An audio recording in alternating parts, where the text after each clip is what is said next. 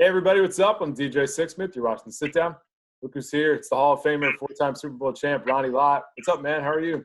I'm doing great, man. I really appreciate you having me on the show.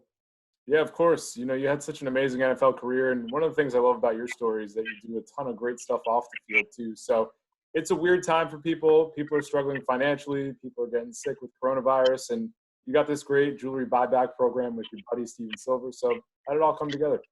It came together because Steve Silver, who said, "You know what? I run a jewelry business, and by the way, can you possibly help me find a way to see how I could be able to do well and do good?" And I said, "What do you mean by do well and do good?" He goes, "You know what?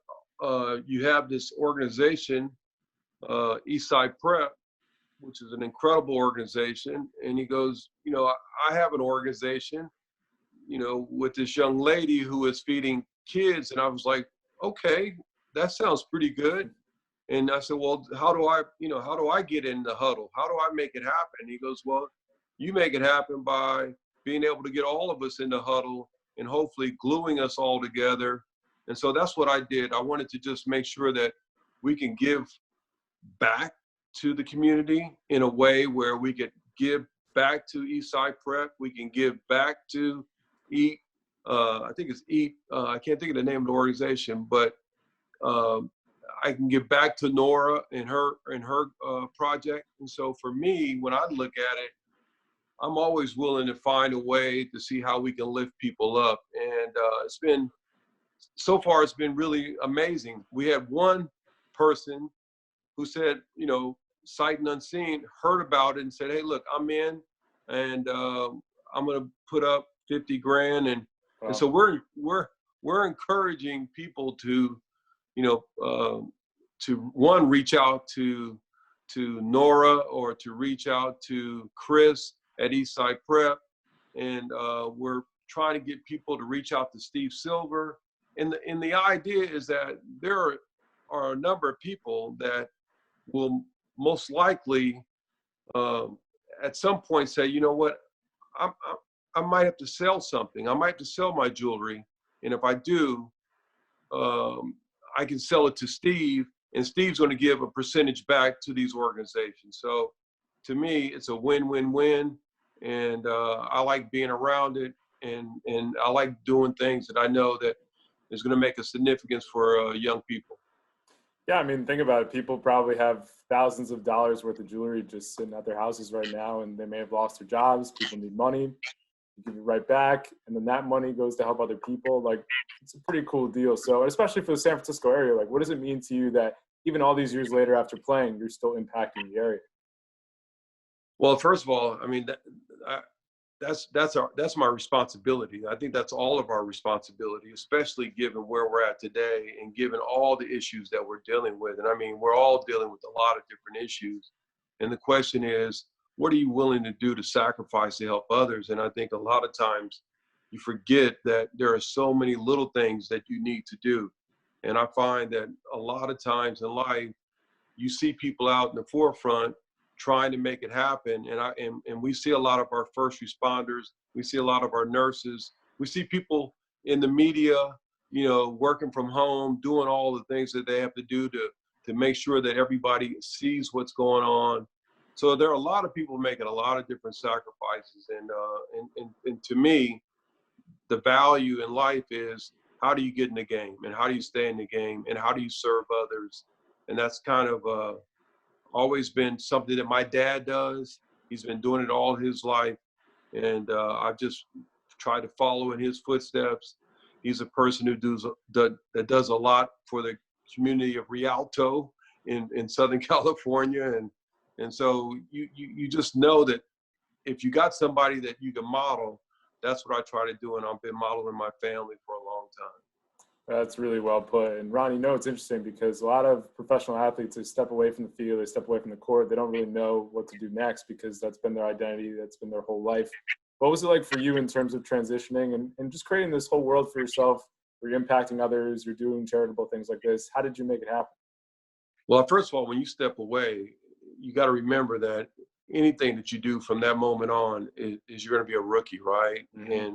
And one of the great things about being a rookie is that I've learned is that when I first came to the 49ers, I remember Ray Rhodes saying to me, hey, look, you got to study and you have to study and you're going to have to study. And the point is that being a rookie, you always have to find ways to better yourself, and you have to find ways to how to get advantages in your life. And so I've always been one of those guys that I've taken that kind of motto. How I'm a rookie in this endeavor that we're just talking about, and how do I find myself, helping and doing what I need to do. And most rookies, you have to bring the water. You have to make sure that the veterans are getting it. And in this case, I've learned that and try to kind of continue that model of understanding that there are a lot of people that are very successful, and you have to learn from them. You have to go out and be a rookie, and you have to find ways to mentor with other people, because mentoring with other people means that you're learning again. And so I'm always one of those guys that has always felt that if I continue to learn and get better, I'm going to be a better individual. I'm going to be a better person. And most athletes that I know that have taken that approach, they've been very successful with it. I think another big part is humility, and you obviously learned that from your dad. You learned many different lessons on the field with football. So why don't we talk a little ball here? Why don't we go back a little bit and just tell me when football was going to be the thing for you and when you realized that was going to be your life path? Well, first of all, I grew up a Redskin fan. And so when you grow up a Redskin fan and all of a sudden you're there, cheering on Sonny Jurgensen, cheering on Charlie Taylor, cheering on that group of guys, in my mind, you're sitting there trying to emulate them, trying to do all the things that they were doing. And then as I, grew up and as I started to find my way and my path in life, you start to realize that, hey man, I enjoy the competition. I enjoy the ability to be with friends. I enjoy all the aspects of sport. And then the question is what are you willing to do to sacrifice to get to that position? And there are a lot of, sacrifices that we all make in every position that we are trying to gain in life, is that you have to kind of make those sacrifices. So I was fortunate enough to go to Eisenhower High School, graduated from there, went to USC, graduated from USC, and had the good fortunes of being able to get drafted. And the thing about getting drafted is that you do learn a lot about what it's like to be a pro. And I would imagine that if we did a podcast on what it's like to be a pro, yeah, you would have a great array of how people in every sport trying to find a way to figure out what it's like to be a pro. And all of us have different paths of different ways of how you do that. And coaches make sure you do it in different ways. In our case, we were fortunate. We had George Seifert as our defensive back coach, and Ray Rhodes was the assistant defensive back coach. And both of them were technically sound in terms of teaching us the game, but more practical in helping us understand it. And then they always, every day, after every practice, we had to watch film. And that film process of going over and over and over and over of the details of where you need to be became, something to me that even today, when I think of some of the people that I'm involved with and some of the things that they do, you find that the best people are the people that go over and over and over it again. So I was fortunate enough to have those guys in my life. And but yeah, that moment of actually getting on the field and playing and then looking back, and even now when I look back, and you look back at the RFK Stadium, you look back at what it was like to see the Hogs and all of that, and then here I am, I'm playing against the Hogs. Yeah, and that must be incredible for you. And so an incredible, moment was for me, even though it was probably the worst moment in my football career, was playing in RFK against the Redskins in the championship game, and we ended up losing the game in '83. But on that was a dream come true. It was it was bigger than life because I saw and I knew, and I kind of when I was walking around the field, you kind of know all the things that you've heard about, where the guys and who are the fans and where this person. And so there were just a lot of things that made that day special, but also it was humbling enough because we left there and when you walk off the field crying and knowing that you possibly could have had that, it was devastating because for all the other reasons of losing a championship game as well. And you're one of those guys who's won 4 Super Bowls, but you're still talking about losing that game. Like, that's just the type of competitor you were. And it doesn't matter how many you win, those losses still sting all these decades later. Oh, yeah, of course. and the reason why, man, because they remind you of the pains to get the gain in life, man. And everybody is trying to get a gain in life, and everybody's trying to get ahead. But I think that the pain that we all suffer in anything that we lose or anything that like we are all going through it right now. This pain is a very spiritual pain. It's a deliberating pain, and it's something that sometimes you don't even realize why you feel sad because of the situation, and yet you got to wake up.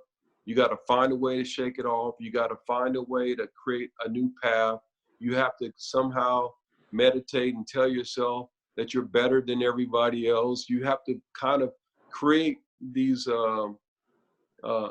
atmospheres of knowing that you can play in this environment, and that's going to be something that we're going to see from all the athletes in every sport. Can they play in this environment? And what I'm excited about is that there are going to be a number of guys that are going to tell you, hey, I'm willing to play in any environment. And the reason why, because I love the game and I love it so much, like Michael Jordan loves it. And like we've seen with LeBron, and like we've seen with Steph Curry, and like we've seen with Jerry Rice, and like we've seen with so many greats like Patrick Willis and others, that you start to see that there's a love for the game that kind of you would like to say that it comes through the screen. And to me, that's what I love about, that's what I love about sports, but I also love the fact that it's about also teaching people and helping people understand that you can have that. Yeah, no question about it. So, Ronnie, have you watched any old games recently? Talked to any old teammates? Like, we're all trying to virtually connect right now. What have you done to try and bridge the gap here? Oh yeah, no, you're constantly talking to a lot of different people about a lot of different subjects, and the reason I'm talking to some of my old teammates is because some of my old teammates are, in a situation where you want to make sure that things are going well, and you want to make sure that nobody is coming down with the COVID. So yeah, you're reaching out, touching people, they're touching you, and trying to make sure that we're all kind of at least looking after each other. And the other thing I think too is that you never want to leave the huddle. And what I mean by that is, Eddie DeBartolo did an incredible job, and Bill Walsh did an incredible job of creating an environment that kept us always in a huddle.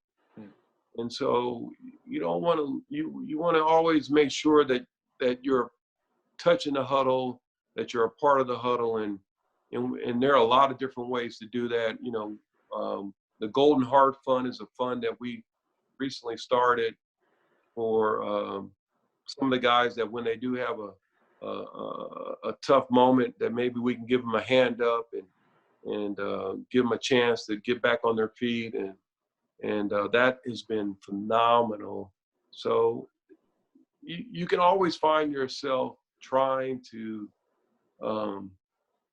staying connected with your team in a lot of different ways for the good, and hopefully in a way where you can find a way to, give them a little motivation and give them a little pat on the back. And hopefully they're doing the same thing for me. Give me a little motivation, give me a pat on the back. And it's amazing. Every once in a while I'll get a pat on the back from Tom Homo. And I'm like, and it comes from out of nowhere, just saying, hey man, I'm thinking about you. And those are the kind of things that you look back on and you realize that somebody's got your back.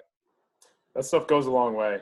And especially Yes, during these times, we certainly need it. And, before we get going here, Ronnie, you mentioned the low light in terms of losing that championship game at RFK Stadium.